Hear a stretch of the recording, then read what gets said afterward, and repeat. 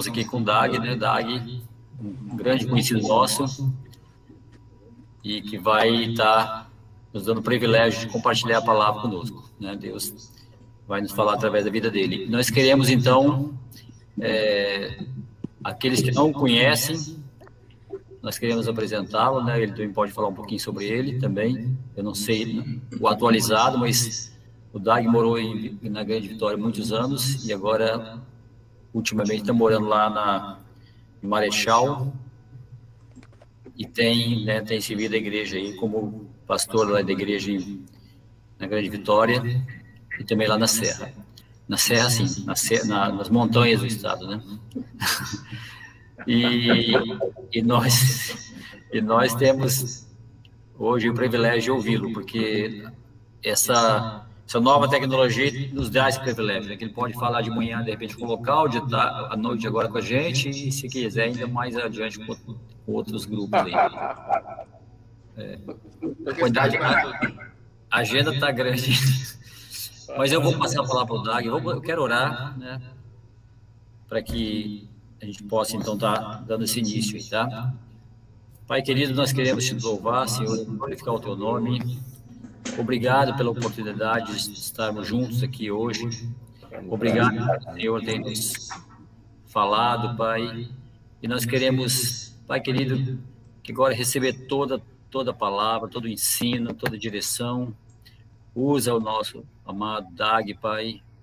Coloca no coração dele a tua palavra, você já o colocou, que ele possa transmitir conforme a tua vontade. Nós queremos receber também com o nosso coração prontos, Pai querido. E Deus, nós queremos de fato também orar por essa transmissão, Pai querido, que possa, Deus, ser tranquila, sem nenhum tipo de problema. Para a glória do teu nome, oramos em nome de Jesus. Amém. Amém. Dag, bem-vindo. Diga, Gilmar. Obrigado por aceitar o nosso convite. Meio em cima da hora, mas agradecemos aí pela sua disponibilidade, tá? E é uma honra para nós. Pode ficar à vontade. Mas já assim, na bucha? Na lata. Você nem esquentou a cadeira ainda aí, já está. Ai, Deus do céu. Glória a Deus. Olá, Regina, tudo bom? O tempo todo é seu hoje. Oi? O tempo todo é seu hoje. Nosso Deus, misericórdia. Boa noite, amados. Bom estar aqui com vocês. Ter essa oportunidade, né, de compartilhar, de estar aqui mesmo, que é um junto meio separado, né? Meio à distância. Mas melhor do que nada, com toda certeza. Bem melhor ver pela telinha do que não ver em hora nenhuma, né? Damos graças a Deus por isso, pela oportunidade, pelo privilégio de repartir a graça, a vida de Deus. O Gilmar já deu um breve resumo aí do que a gente anda fazendo. Em março do ano passado eu mudei aqui para, na verdade, é Alfredo Chaves, mas é divisa com Marechal. Então a gente está mais perto de Marechal do que de Alfredo Chaves, por isso que a gente fala Marechal. E estamos morando no sítio ali com a Márcia, o Daniel mora na casa de cima. E estamos plantando, colhendo, trabalhando pra caramba. Tá divertido esse negócio aqui. Tá bem legal. Assim, para mim tem sido uma experiência muito boa. Esse tempo que estamos vivendo aqui tem sido um monte de desafio novo, mas tem sido muito legal, muito bacana mesmo. Aqui, tudo que Deus tem feito aqui, toda oportunidade que temos tido, todo o trabalho, tem sido bem desafiador e bem... Assim, estamos muito alegres com o Senhor e com aquilo que tem acontecido, né? E sobre que queremos, né, repartir com os irmãos hoje, eu estava pensando, né, o que a gente pode... na Lúcia, a gente podia estar repartindo, né, e algo assim que Deus tem me falado com muita clareza. Tá ouvindo legal aí, Gilmar? Então tá bom. A questão de identidade, né?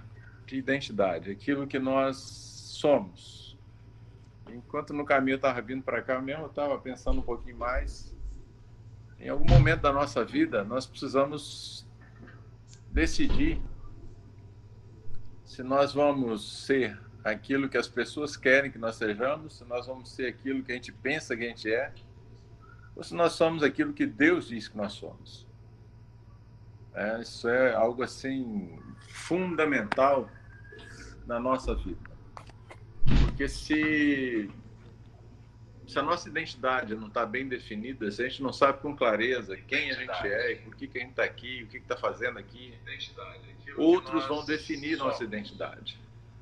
Outros vão dizer o que nós devemos ser e como nós devemos ser. E a identidade é algo assim muito pessoal, é coisa que cada um tem a sua. Cada um tem uma impressão digital, cada um tem uma íris do olho, cada um tem um código genético. Cada ser humano é um ser exclusivo. Não há ninguém substituível. Todos são originais. Ninguém é clonado. Mesmo os gêmeos idênticos têm divergências, têm diferenças. Então, a questão da identidade é algo assim muito fundamental na nossa vida. E o grande risco, que nós temos é de passar pela vida sem saber com clareza o que nós somos, quem nós somos. E se a gente não sabe quem é, a gente não vai conseguir ter propósito, não vai conseguir caminhar dentro daquilo para o que Deus nos fez. E essa é uma questão fundamental para todos nós, homens, mulheres, velhinho, menos velhinho, os mais jovens, crianças. Cada um de nós precisa saber. Eu lembro o Vitor, meu filho mais novo, ele desde pequeno, ele era... Eu chamava ele de menininho, Vitinho. Ele não respondia, não. Não vai responder, não, filho? Eu falei assim, eu sou Vitor. Meu nome é Vitor. Ele, desde pequeno ele falava isso. Então, nenhum apelido colou nele. Nenhum apelido, se você chamasse de qualquer coisa que não fosse o nome dele, ele simplesmente não respondia. Porque o nome de um homem, o nome da pessoa, define quem ele é. Na hora que você fala o nome do Gilmar, você já tem uma imagem na cabeça. O Gilmar é aquele cara assim, assim, assado, ele age dessa maneira, daquela maneira. Hoje está com os cabelinhos mais brancos que tinha uns dias atrás. Mas isso define. Por isso é importante, quando você dá nome às coisas e às pessoas, buscar os nomes certos. Eu lembro de um irmão que falava assim, meu irmão, uma irmã deu o nome, para fazer o nome bíblico, deu o nome para a filha de Laodiceia. E Laodiceia não tem um significado bom. Laodiceia é segundo a língua do povo, é alguém que vai... A igreja de Laodiceia era uma igreja complicada. E o nome Laodiceia não é um nome legal. E as pessoas dão o nome sem saber o que estão falando. E o nome define a nossa vida. E aí nós precisamos... O que Deus diz a nosso respeito? Se a gente olhar lá em 1 João, fala que Jesus era a luz do mundo, mas o mundo não quis a luz.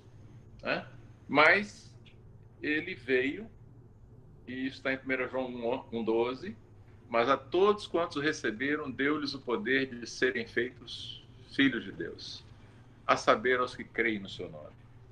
Se a gente for ver lá no Gênesis 1, diz assim, Deus disse, façamos, pois, o homem à nossa imagem, à nossa semelhança. E assim Deus fez, criou homem e mulher à sua imagem, conforme a sua semelhança. Então, em primeiro lugar, nós somos criaturas de Deus. Deus nos criou, Deus nos formou com um propósito, com um projeto definido, e lá na origem ele nos deu a tarefa de crescer, de multiplicar, de governar a terra, de sujeitar a terra. O homem não estava à toa no Jardim do Éden, ele tinha uma tarefa enorme, ele tinha que cultivar um jardim imenso, dar nome às coisas, dar nome às plantas, aos animais, a tudo mais. Era a tarefa do homem. Né? E aí, o que acontece? Teve a queda e tudo mais. Aí, se a gente vem agora para o Novo Testamento, a palavra está nos dizendo claramente que aqueles que receberam a Cristo foram feitos filhos de Deus. Então, se nós estamos em Cristo, se nós atendemos ao chamado de Cristo, nós agora somos filhos de Deus. Em 1 João ele vai repetir esse conceito, ele diz assim: amados, filhinhos, hoje nós somos filhos de Deus e de fato somos seus filhos. Como vamos ser lá no futuro? Não sei ainda, a gente vai ver, mas nesse momento nós somos de fato filhos de Deus.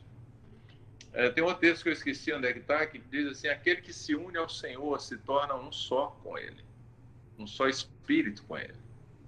Então, queridos, essa coisa é tão forte no Novo Testamento que Jesus, quando Nicodemos foi falar com ele, falou: bom mestre, e começou com aquela conversa cheia de adjetivos e qualificações, né?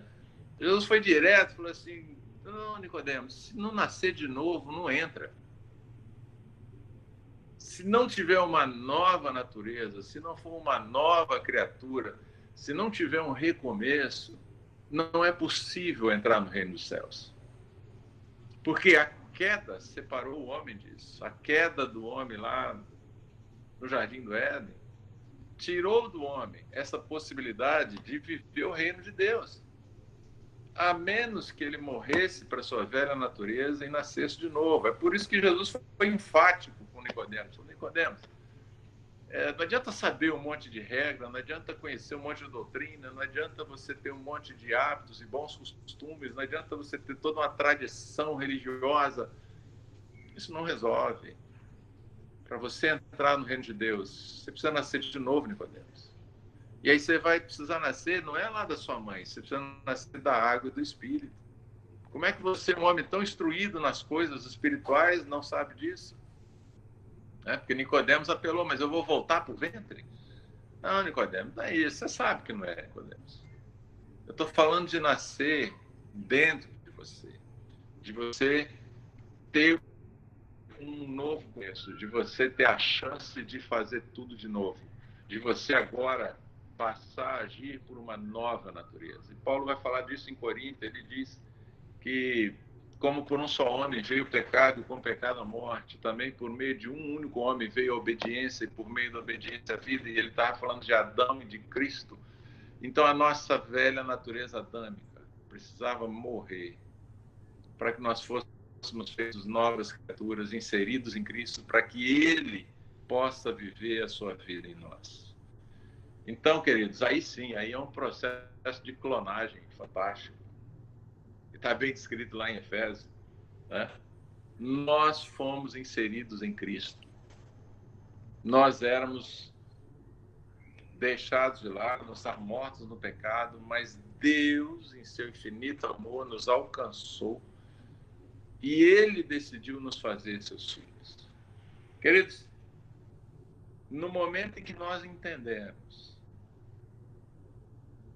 nossa identidade, uma vez que nós ouvimos o Evangelho, cremos no nome de Cristo, nos sujeitamos a eles, fomos batizados juntamente com Ele, no momento que a gente compreende que nós adquirimos uma nova identidade, que nós adquirimos mais que uma nova identidade, uma nova natureza. Nós não operamos mais na natureza de Adão. Uma vez que nós fomos inseridos em Cristo, na morte pelo batismo, na sua morte, na sua ressurreição, a nossa natureza agora é Cristo. Houve uma transformação, querido. Isso não foi um rito. O batismo não foi um rito, não foi um ritual para mostrar que agora nós temos um compromisso com Cristo e com a igreja. Não, o relato do Novo Testamento é que no batismo eu fui incluído na morte, na ressurreição de Cristo, eu fui inserido no corpo de Cristo, eu passei a ser parte da igreja ali. Os homens viram entrar um pecador seco, sair um pecador molhado, mas nas regiões celestiais entrou um filho de Adão e saiu um filho de Cristo. Entrou o velho homem, saiu uma nova criatura. Queridos, isso é extremamente poderoso. Isso é extremamente poderoso, porque, cara, assim, quando o diabo joga aquelas coisas bestas na sua cabeça, que nunca deveria de passar, que você pensa assim, nossa, agora eu nasci de novo, isso nunca deveria de passar na minha cabeça. E aí você fica assim, mas Deus, o que aconteceu? Por que eu estou pensando isso? Não, para com isso, rapaz, você não precisa pensar isso mais não. Você pode falar assim, pensamento, eu nasci de novo. Isso está vindo do inferno, foi o diabo que lançou isso na minha cabeça e eu sou livre. Eu morri para isso. Eu morri para essa miséria, eu não sou mais escravo disso. Eu morri para o pecado, eu morri para esse tipo de pensamento, eu morri para esse tipo de inclinação da carne, eu morri para a minha própria carne. Eu sou nova criatura, querido, porque eu sou. Você que está me ouvindo e que teve esse encontro com Deus e esse privilégio de crer, você é nova criatura. As coisas antigas passaram, tudo se fez novo. Aqui na terra a gente ainda te chama pelo seu nome. No céu Deus já te colocou uma pedrinha na sua testa e te chama pelo novo nome. O Pai já nos olha com um novo nome, é um nome que é gerado da genética de Cristo, não é mais da genética de Adão. Isso quer dizer que nunca mais nós vamos pecar? Não estou falando de impecabilidade, eu estou dizendo que a nossa natureza mudou. E aquilo que para nós era normal, era corriqueiro, a grosseria, a estupidez, a cobiça, a lascívia, a luxúria, tudo desses trem da carne, o que para nós era normal e uma obrigação de fazer, agora é um acidente de percurso. Isso é nascer de novo, é ter uma nova natureza. Por isso que em 1 João, você vai ver João falar várias vezes, coisas assim, amados, aquele que não ama não é nascido de Deus. Ele diz assim, aquele que não anda na luz, aquele que está na treva, é porque está em pecado, ele é mentiroso. Se ele diz que anda na luz, mas o caminho dele é de treva, ele é mentiroso, a verdade não está nele. É engano pensar que se está em Cristo, se tudo que nós fazemos é próprio da velha natureza. É um terrível engano. Porque a nossa natureza foi trocada. Só que, amados, às vezes a gente não se percebe disso. E aí tem um princípio muito, muito claro em Romanos capítulo 6, né? Que Paulo vai lendo, vai escrevendo o capítulo lá e vai não crescendo toda a revelação e a compreensão. E ele diz, deixa eu pegar aqui, abrir a Bíblia aqui, para acompanhar melhor o raciocínio. Romanos capítulo 6. Que diremos, pois? Permaneceremos no pecado para que a graça aumente? De modo nenhum. Nós que estamos mortos para o pecado, como viveremos ainda nele?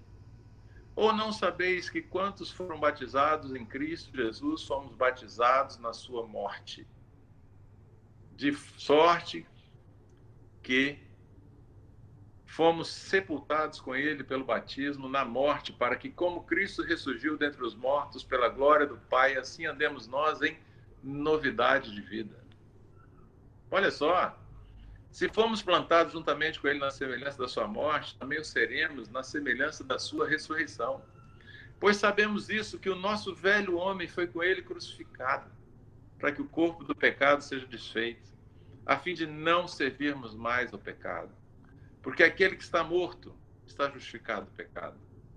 Se já morremos com Cristo, cremos que também com ele viveremos, pois sabemos que, havendo Cristo ressurgido entre os mortos, já não morre. A morte não tem mais domínio sobre ele. Pois quanto a ter morrido, de uma vez morreu para o pecado, mas quanto a viver, vive para Deus. Olha só. Paulo diz assim, gente, presta atenção. Tem gente que tem medo de pregar a graça, porque o povo vai ficar todo safado. Não, não, meus irmãos. Para a cabeça de Paulo isso não tinha sentido, porque o pessoal estava falando assim, vamos pecar então para ter mais graça? Eu falei assim, como, cara? A graça te deu vida nova. A graça permitiu você morrer para o pecado. Você vai se sujeitar nisso de novo.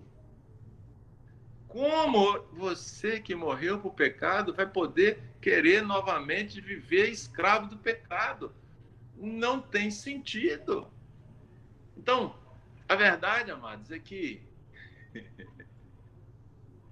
se alguém acha que precisa fazer alguma coisa para ser aceito por Deus, não conheceu a graça.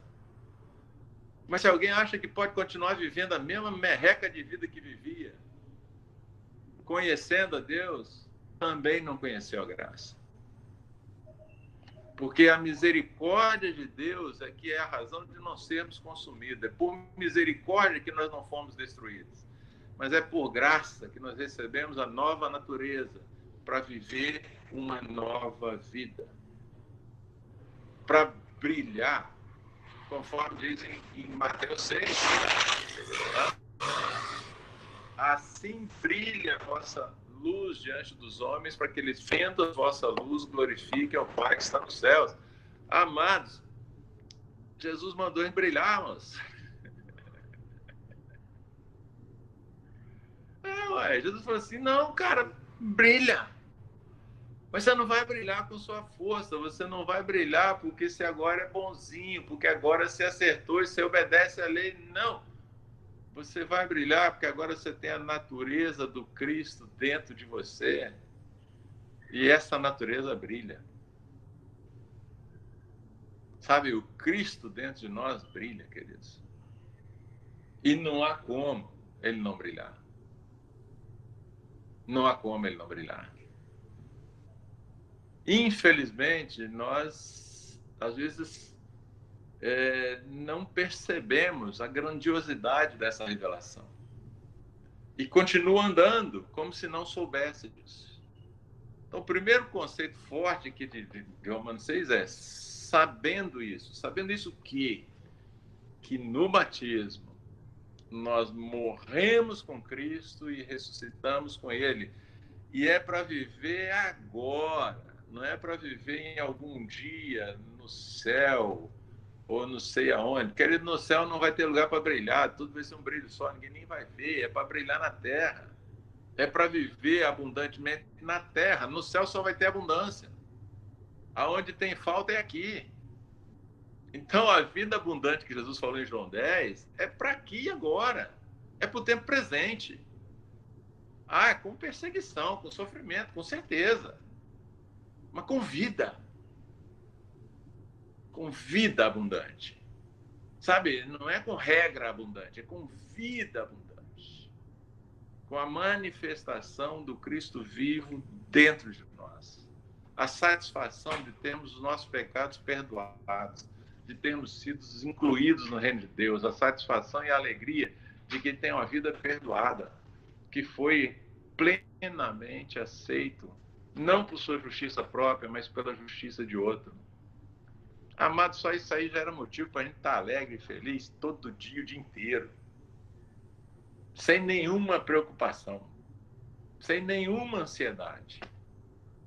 Só sabemos disso, que o preço da nossa vida foi pago uma única vez. E foi suficiente e necessário. E resolveu a conta. A segunda coisa que Paulo fala é no versículo 11, olha. Assim também vós considerai-vos como mortos para o pecado, mas vivos para Deus em Cristo Jesus, nosso Senhor. Não reine, portanto, o pecado em vosso corpo carnal, para lhe obedecer das suas concupiscências. Ora, não basta saber, eu preciso agir em função disso. Não é suficiente ter um conhecimento intelectual. Esse conhecimento precisa se tornar prático.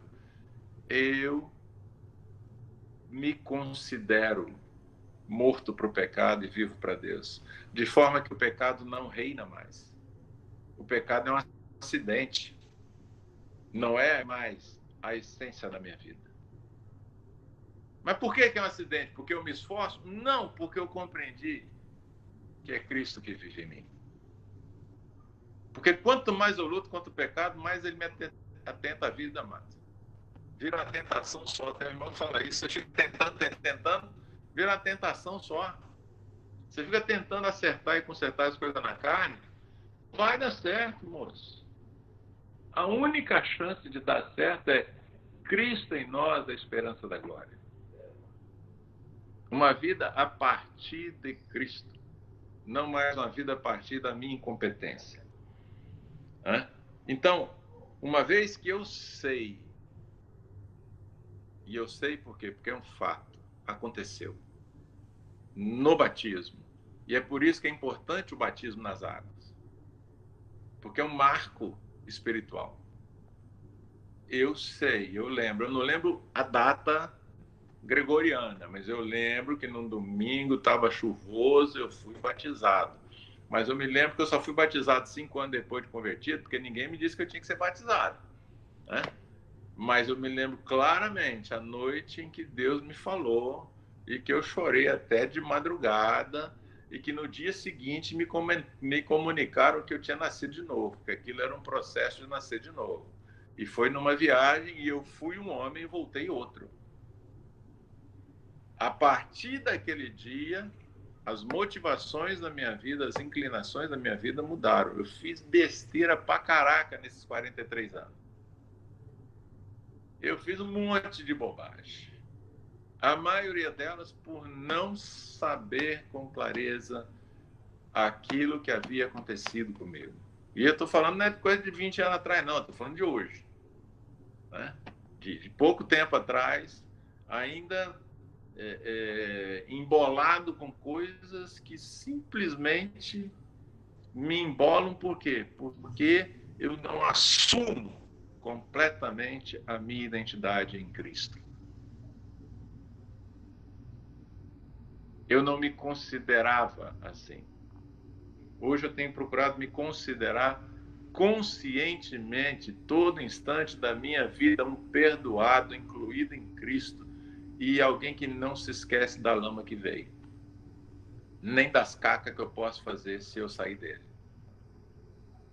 Plenamente consciente, mas eu me considero morto para os pecados e vivo para Deus. Eu me considero diariamente alguém que morreu e ressuscitou com Cristo. E, obviamente, minha vida está muito mais leve, muito mais alegre. Eu parei de ficar tentando. Eu parei de ficar tentando e me esforçando. Eu passei a crer e a considerar que Deus fez para dar certo. Deus colocou o seu Espírito Santo em mim para que a coisa pudesse dar certo.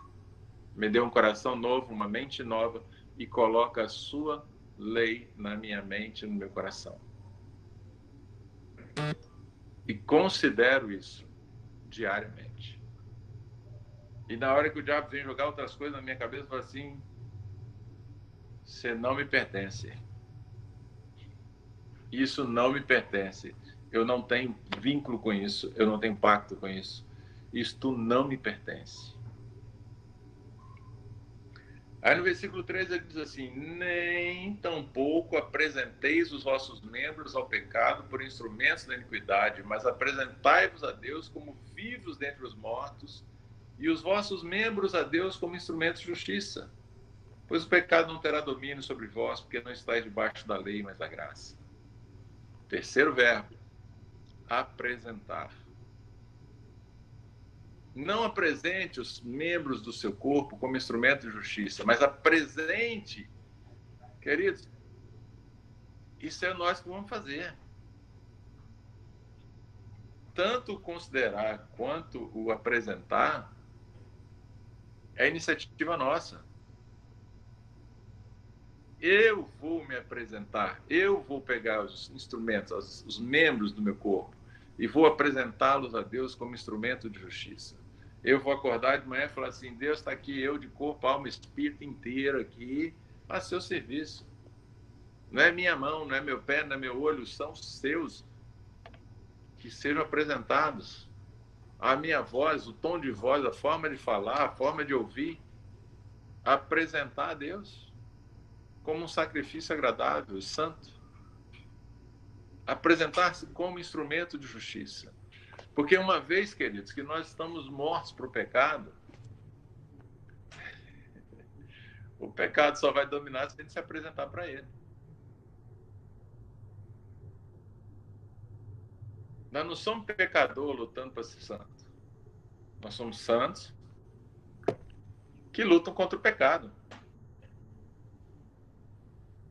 Nós não estamos num esforço concentrado para ficar a gente certinha, não, amados. A nossa nova natureza vai nos levar a agir corretamente se nós nos apresentarmos. Há uns tempos atrás, eu de vez em quando falei, mas Deus, eu devo ir para o lado A ou para o lado B? Para o lado C, para o lado Z, né? E é interessante que às vezes a gente fica numa dessa de querer ouvir a instrução de Deus assim nas minúcias da vida, né? Não que eu não creia nisso, mas eu conheço muita gente que está paralisada. Na administração de empresa, o pessoal usa um termo assim, parálises por análises. Analisa tanto que não faz nada. E fica tão preocupado em estar dentro do centro da vontade de Deus, cara, e não faz nada. Mas eu nunca vi na Bíblia alguém que não estivesse fazendo nada saber o que Deus queria para ele. Estava todo mundo trabalhando.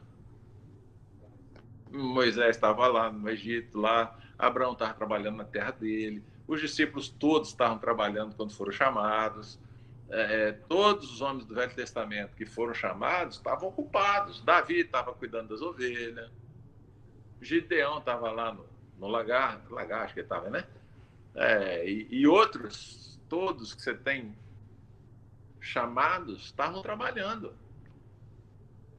E aí Deus falou assim, rapaz, eu ouvi um irmão falar lá em Santarém, ele falou assim, olha, se você olhar o Novo Testamento, você vai ver que duas coisas são necessárias para que Deus intervenha. E aí é o quê? Ele falou, uma necessidade e Cristo. Então, quando Cristo estava diante de alguma necessidade era levada a Cristo, ele chegava em alguma necessidade, algo acontecia. Bacana? Necessidade não falta. E onde é que está Cristo hoje? Nós somos o corpo de Cristo. Deus se manifesta na terra hoje por meio do seu corpo, a igreja, o Cristo que está em nós. O mundo vai ver Cristo nas nossas ações, individuais ou coletivas. Mas nós somos o corpo, nós somos a forma do Espírito de Deus se manifestar na terra nos nossos dias. É a igreja.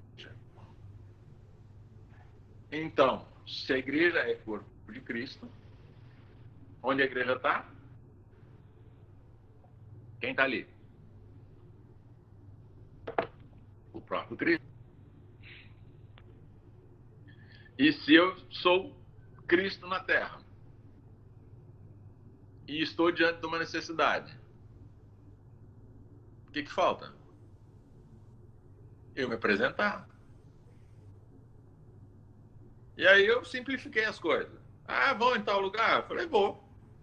Mas e por que você vai? Eu falei o seguinte, se eu for e tiver alguma necessidade, o Cristo que está em mim pode suprir essa necessidade. Se eu não for, com certeza, por meu intermédio, nada será feito.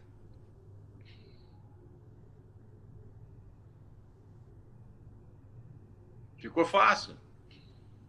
Entendeu? Então, se eu estou aqui, ali, lá, ou acolá, ou se eu estou no sítio lá, ou se eu estou no centro de Vitória, ou se eu estou em qualquer lugar que eu esteja, ou se eu viajo ou não viajo, ou se eu falo numa live ou não falo.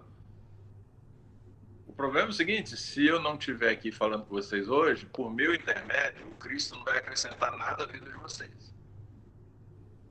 Como eu estou aqui compartilhando, eu creio que ele pode acrescentar alguma coisa à vida de alguns. E é só por isso que eu falo. Senão, não falava. Percebe? Então, se eu vou... vamos na casa do fulano. Tá bom, eu posso ir, eu tenho horário, eu vou na casa do fulano. Porque estando lá, se surgir a necessidade, Cristo estará lá por meu intermédio e aquilo poderá ser manifestado. E isso serve para o seu trabalho, isso serve para a sua escola, isso serve dentro da família, dentro da casa, aonde você for. Há uns 20 anos atrás, eu vi um irmão ser chamado para compartilhar numa congregação à noite. Isso era um domingo de manhã e o irmão chamou ele para compartilhar de noite. O irmão falou assim, prontamente, eu vou, sem problema. Aí eu cheguei para esse irmão que eu conheci, o que foi convidado, e falei assim, mas cara, como é isso? Você está aqui no meio do evento aqui, você não vai ter tempo a tarde toda, como é que você vai falar de noite? Eu falei, meu irmão, é muito simples. Aquilo que eu já experimentei, eu posso falar a qualquer hora, em qualquer lugar. O que eu não experimentei, eu não estou autorizado a falar a hora nenhuma. Então, a qualquer momento que me convidarem para compartilhar, eu compartilho. Mas só vou compartilhar daquilo que eu já experimentei. Rapaz, simplificou minha vida um tanto. Aquela época eu achava que para compartilhar qualquer coisa eu tinha que me preparar uns 10, assim, pelo menos 10 dias antes de começar a escrever, sentar e orar e jejuar e buscar e saber o que eu ia falar. Assim, cara, o que eu já vivi eu posso falar a qualquer hora. O que eu não vivi, eu não deveria falar hora nenhuma. Ou, no mínimo, eu teria que ter honestidade de dizer assim, queridos, eu não conheço isso ainda de experimentar, mas eu quero chegar lá. Para ser honesto. Né? Então, nunca mais eu fiquei estudando para pregar. Eu passei a estudar para mim. E na medida que experimentei, eu passei a compartilhar. Ficou muito mais fácil. Penso eu que muito mais eficaz. Uma coisa é eu falar daquilo que eu conheço em teoria. Outra coisa é eu repartir meu coração e aquilo que eu estou vivendo. É bem diferente. É bem diferente. Né? Mas, voltando à questão da identidade. Né? Então, meus amados, a Escritura diz que aqueles que receberam são feitos filhos, que aqueles que estão em Cristo são novas criaturas, que aqueles que estão em Cristo receberam um coração novo, receberam uma mente nova, um espírito novo. Isso tudo que Deus fez, queridos, é para que nós possamos manifestar as virtudes daquele que nos chamou das trevas para a sua gloriosa luz. O que ele espera de nós? Que nós saibamos disso, que nós nos consideremos isso e que nos apresentemos nisto que nós consideramos. Qual é a nossa parte nisso? Moço, entender esse trem com clareza e agir com base nisso. E nos apresentarmos. O resto é responsabilidade dele. O fruto é problema dele.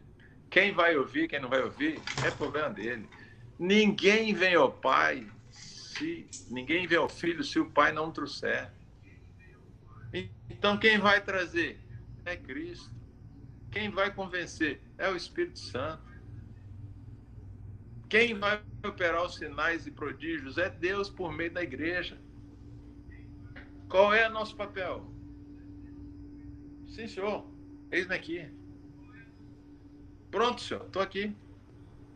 E ficar atento, apercebido ao que está ocorrendo. À medida que a necessidade aparecer, nós nos apresentamos. E o Cristo que está em nós é quem vai ser manifesto. Não é o Gilmar, não é a Ana, não é o Dag, não é a Márcia, não é o Júnior. É o Cristo em nós que será glorificado. A nós cabe observar onde Deus está trabalhando e nos juntar com Ele. Mas às vezes a gente insiste em querer fazer o que Deus não está fazendo.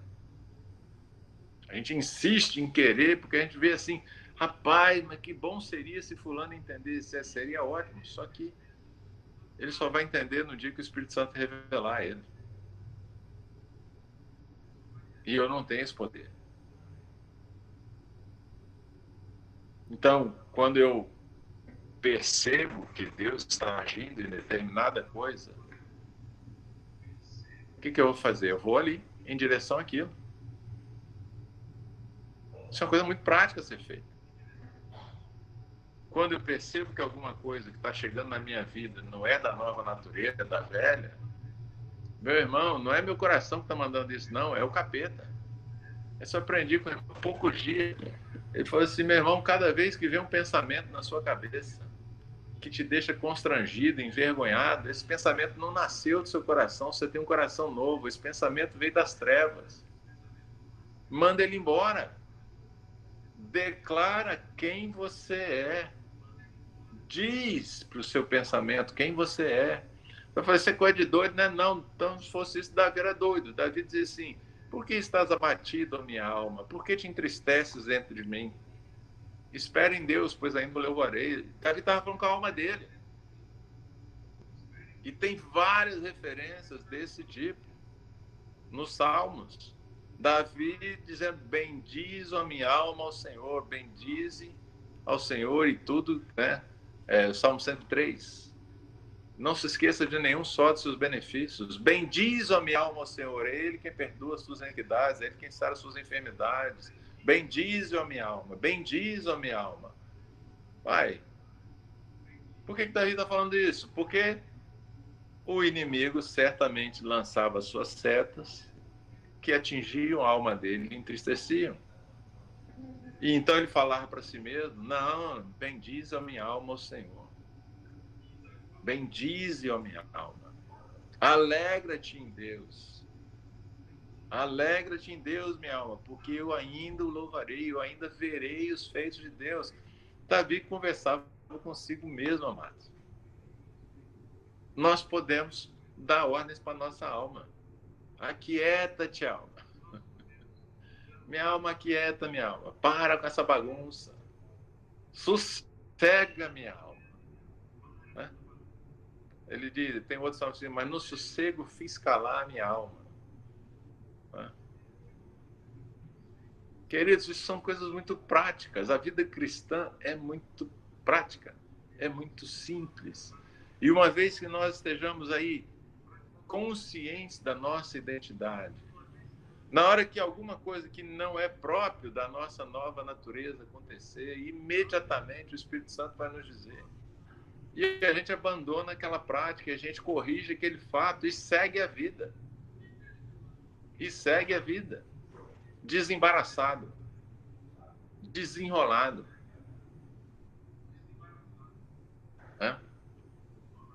A Bíblia faz umas declarações muito fortes, amados. Se a gente pegar Romanos 8, passada a hora você me fala aí, mas não estou nem vendo a hora aqui, não tem relógio, e no telefone não está aparecendo. Né? Dá um sinalzinho. Se a gente pegar Romanos 8, a partir do versículo 31, queridos, rapaz, olha o que diz ali. Que diremos, pois, à vista dessas coisas? Se Deus é por nós, quem será contra nós? Aquele que não poupou o seu próprio filho, antes entregou por todos nós, como não nos dará também graciosamente com ele todas as coisas? Quem intentará acusação contra os escolhidos de Deus? É Deus que justifica. Meu irmão, se você está em Cristo, entenda isso, você foi justificado. Por quem? Por Deus. Quem pode te acusar? Quem poderia te acusar te justificou, cara. Então, não tem mais condenação. Não tem acusação. Quem os condenará? Pois é Cristo quem morreu, que antes ou quem antes ressurgiu dentre os mortos, o qual está à direita de Deus e também intercede por nós. Querido, nenhuma condenação vem do Espírito Santo. Nenhuma condenação virá da parte de Deus. Cristo é o nosso advogado de defesa. Então, quem poderia nos acusar, nos condenar e nos lançar no lago de fogo, decidiu ser o sacrifício em nosso lugar e o nosso advogado. E ele intercede por nós. Então, não tem mais dívida, amado. O escrito de dívida que pesava contra nós, que constava de ordenanças, está em Filipenses, Colossenses, foi exposto, encravado na cruz. Sem dívidas. Não temos dívidas. Pode ser que você deva o cartão de crédito, alguma coisa que você pegou emprestado aí, paga logo. Fica devendo, não que é ruim para você, você fica escravo. Né? Mas a nossa conta com Deus foi acertada. A nossa conta conosco mesmo foi acertada. Por Cristo. Meus irmãos, ninguém me deve nada. Sabe uma coisa? Eu não devo nada para ninguém.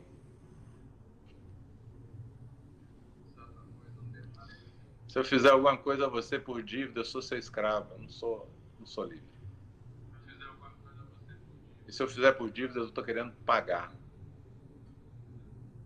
Eu não tenho como pagar. O que fazemos, fazemos porque amamos. E principalmente porque fomos amados primeiro. Só por isso. O que fazemos, fazemos porque temos exemplo em Cristo e porque é Ele que vive em nós. 35. Quem nos separará do amor de Cristo? Quem pode nos separar do amor de Cristo? Tribulação, angústia, perseguição, fome, nudez, perigo, espada.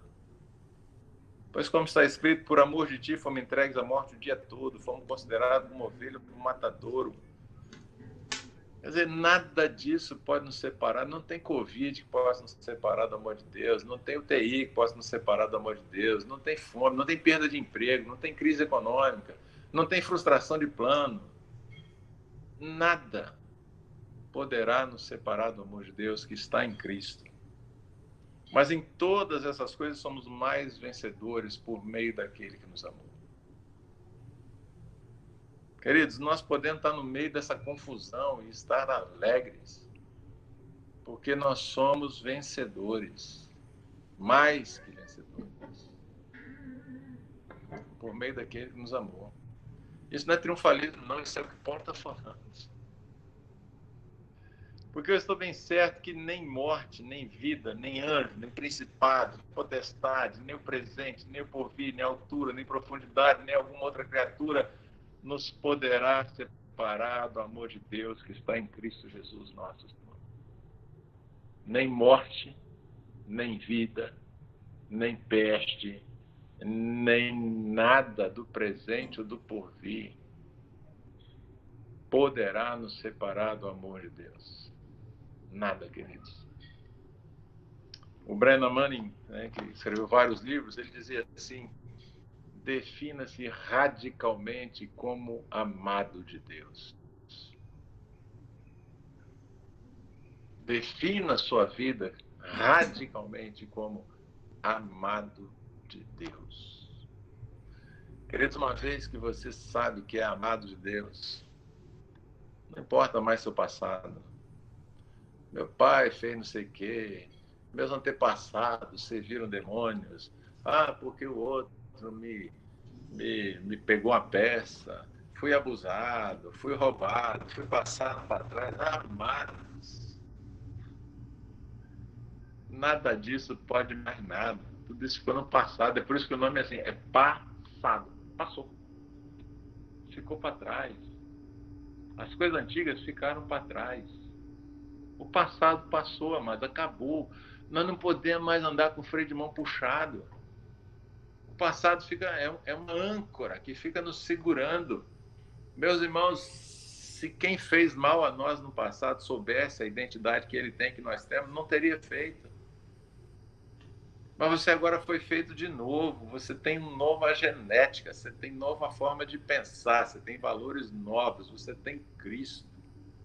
Não é mais Adão. Você não está mais limitado a um Adão caído.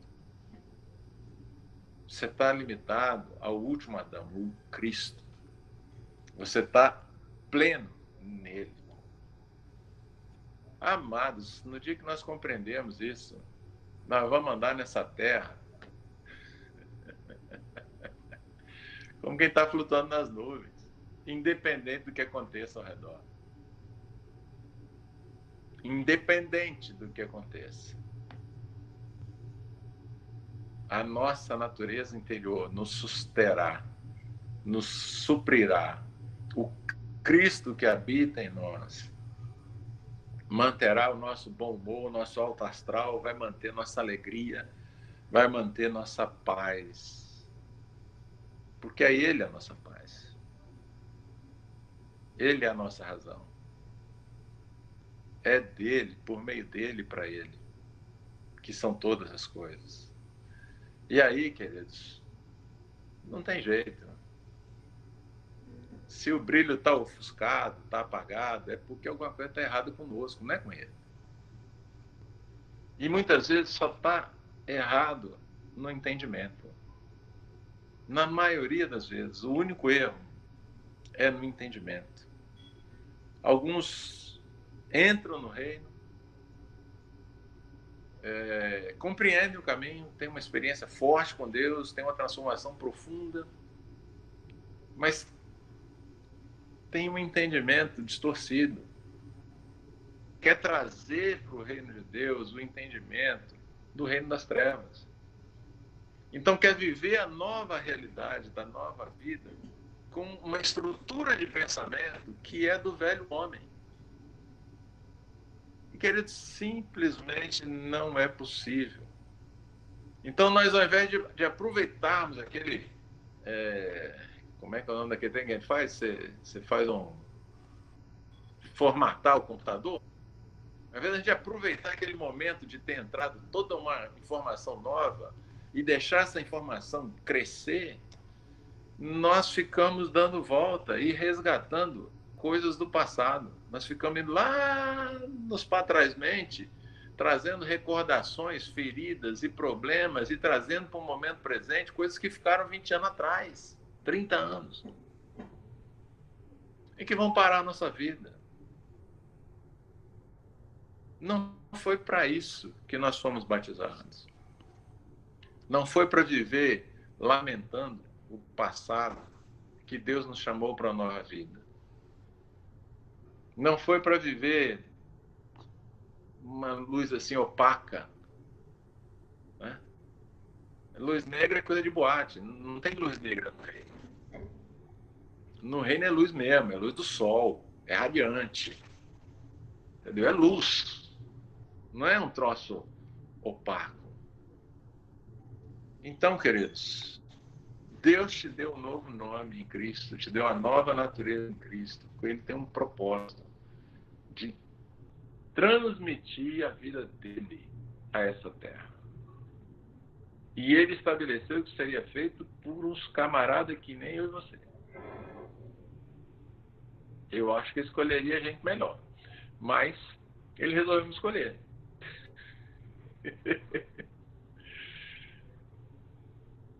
E a aposta dele não é que eu ia dar certo. A aposta dele é que ele em mim faria as coisas acontecerem. Ele já sabia que eu não era capaz. Foi por isso que ele me deu um espírito novo. Ele já sabia que eu não ia dar conta. Por isso que ele tirou o coração de pedra e deu um coração de carne. Um novo coração. Ele sabia que minha memória ia ser ruim. Por isso que ele falou que o Espírito Santo vai lembrar vocês de tudo que eu tenho ordenado. E disse que ele mesmo colocaria a lei dele dentro de nós. Queridos,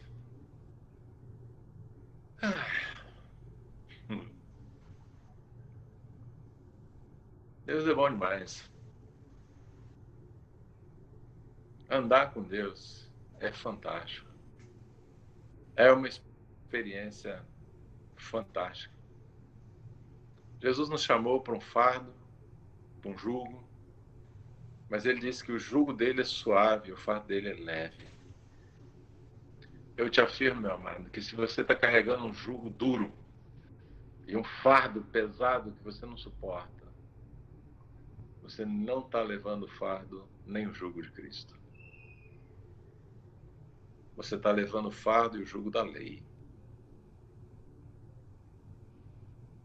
O jugo de Cristo é suave, porque é ele que leva o jugo junto conosco. E o fardo é leve, porque é ele que suporta o peso. Nós não dividimos com ele o peso, porque nós não daríamos conta de dividir o peso do fardo de Cristo com Cristo. O fardo é leve porque ele levou o peso. Ele levou a carga. E nós vamos andando junto com ele, e ele é quem suporta o peso, porque nós não somos capazes de suportar o fardo dele. E o jugo é suave, porque é o jugo dele. É ele que leva a carga maior. Então, se você que está me ouvindo aí, é ruim falar sem ver a cara de quem está ouvindo, né? Mas se você que está me ouvindo aí está com carga pesada, com fardo, com jugo insuportável, meu irmão, minha irmã, vá ao Senhor. Conversa com ele, claro, e fala assim: Deus, o que está errado? Por que o Dag está dizendo que a vida cristã é prazerosa, é cheia de alegria, é cheia de júbilo, e que está feliz da vida mesmo no meio dessa bagunça que está aí, e eu não consigo essa alegria? Por que eu não consigo ver a vida cristã como uma coisa boa, prazerosa, que edifica, que constrói, que me dá satisfação, que me dá propósito de vida? Deus, o que está errado? Qual é a compreensão minha que não está batendo com a compreensão bíblica? Em nome de Jesus, não se acomoda. Não se permita ficar vivendo uma vida medíocre, quando você foi chamado para viver em plenitude, em abundância. Não se permita ficar vivendo uma vidinha aí de quem... Lá vou entrar em outra aqui, mas às vezes a gente faz uns pactos com o pecado e com o diabo. Sabe, a gente fala assim: diabo, eu sei que você está aí no canto, você fica quietinho aí, eu não vou te incomodar, você também não me incomoda. Sabe, a gente tem trem mal resolvido na vida, né? Uma coisa que você não tratou decentemente como deveria tratar. Fica assim: diabo, isso me dá muito trabalho, eu não vou mexer com isso não. Então eu vou deixar você quietinho aí, você não me perturba. Só que ele não cumpre a parte dele no trato. Sempre que tiver uma oportunidade, ele pega a flechinha e joga ela para incendiar, mata. Ele precisa ser jogado fora dali. Então, se você tem algum acordo desse tipo na sua vida, acaba com ele. Não vale a pena. O inimigo não tem palavra. Ele não vai perder a oportunidade de derrotar. E sempre que você tiver que fazer alguma coisa importante, ele vai te acusar. Então, desaloja ele. Bota para fora. Bota para fora. Mas não se acomoda, meu irmão. Não se acomode a coisas mal resolvidas. Não se acomode a uma vida corriqueira, sem alegria, sem disposição, sem ânimo. Não estou falando para você fazer nada. Estou falando para você ser o que Deus disse para você que você é. Estou dizendo para sermos aquilo que fomos feitos para ser. E aquilo que fizermos será em consequência daquilo que somos. Nós não fazemos nada para ser, mas nós fazemos aquilo que, na verdade, nós somos. Aquilo que eu sou é manifestado nas minhas atitudes, nos meus atos diários. Aquilo que eu faço para parecer não cola, não adianta. Deus não olha para isso e nem as pessoas se impressionam com isso. Né? Às vezes a gente fica meio abatido, que o povo não converte, que nada acontece, não sei o que, né? Pode ser que as pessoas não estejam reagindo como reagiam anteriormente, ou no passado, ou que seja, na época da igreja primitiva. Porque, na verdade, a igreja hoje não está manifestando o sobrenatural. E às vezes não está, queridos, manifestando, é porque nem sabe que pode. É porque acha que vai conseguir fazer isso na carne e não vai dar certo. Não funciona na carne. É Cristo em nós. É o Espírito Santo em nós, agindo em nós. É a manifestação da vida dele em cada um de nós que vai trazer a presença de Deus na terra. E os homens verão e eles vão dizer assim: verdadeiramente Deus está aqui. E quando isso acontecer, eles não vão ter desculpa. Ou eles vão jogar pedra em nós, ou eles vão se juntar a nós. Mas não vão ficar indiferentes. Né? Basicamente é isso que eu queria compartilhar com vocês, meus amados. Né? Não sei quanto tempo eu falei aqui hoje, mas eu sei que viver com Jesus é bom demais. A fé que nos alcançou é dádiva dele. Todo o recurso que nós precisamos, nós temos nele. E ele não sonega nenhum bem a seus filhos. Ele não deixará de acrescentar às nossas vidas tudo que for necessário para que possamos brilhar e manifestar a glória dele. O Pai não negará nenhum recurso para que a sua vontade seja cumprida em nossa vida. Que o Espírito Santo nos revele a realidade dessa vida. Que o Espírito Santo nos traga à memória aquilo que nos dá esperança, que ele nos traga à memória aquilo que é a essência do reino de Deus. A vida de Cristo em nós.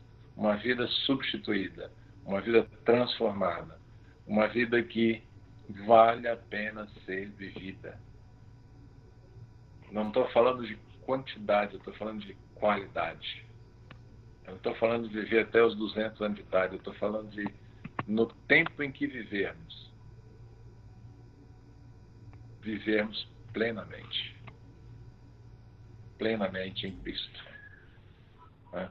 Que Ele nos conduza, amados, que Ele nos encha da sua graça, da sua misericórdia, que Ele resplandeça o seu rosto sobre nós, que Ele nos dê a paz, que Ele nos dê nesses tempos de crise ousadia e intrepidez para anunciar a palavra, para consolar os que estão chorando, para confortar os enfermos, para socorrer os necessitados, que o Senhor nos encha de visão, de propósito, nos tire da comodidade e nos faça brilhar. Amém, queridos? Que haja paz. Amém. Que a alma dos irmãos seja próxima. Amém. Oi? Amém. Você diz. Não, meu tem que. Amém. Obrigado, Dag. Dá mais um tempinho, gostaria que você orasse ainda por nós. Falando, eu não estou ouvindo. Tá ouvindo? Oi, alô? Bom, eu vou pedir o Dag para orar no final, mas assim, esse é o Dag, né, que nós conhecemos e amamos. Um homem incrível, né, que reparte com essa tranquilidade, essa profundidade. Amém. Então pode orar, Dag, aí você encerra para nós.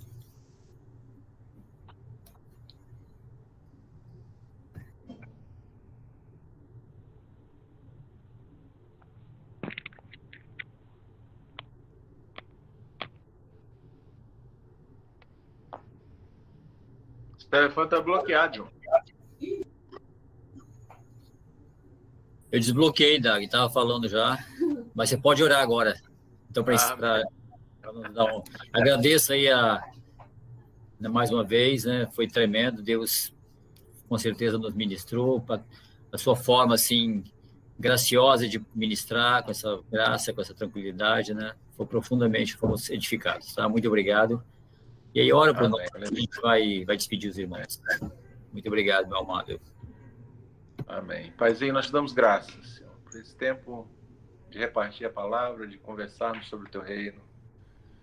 Damos graças pelo privilégio, meu Deus, de compreendermos a Escritura, de podermos compartilhar da vida do Cordeiro que está em nós. Damos graças pelo Filho, pelo Espírito, por tua pessoa, meu Deus. Damos graças porque a palavra é viva e eficaz. Damos graças, meu Deus, que você nos escolheu, nos chamou das trevas para a luz, nos deu vida quando estávamos mortos em delitos e pecados, nos transformou em amigos, a nós que éramos inimigos de Deus, separados do Senhor. Pai, que rico privilégio é esse, de sermos chamados filhos de Deus. Abre os olhos do nosso entendimento, Senhor. Abre os olhos do entendimento dos meus irmãos para que compreendam isso no nível que ainda não entenderam, meu Pai, que possam compreender com todos os santos qual é a extensão, a altura, a largura, a profundidade do amor de Deus que está em Cristo Jesus.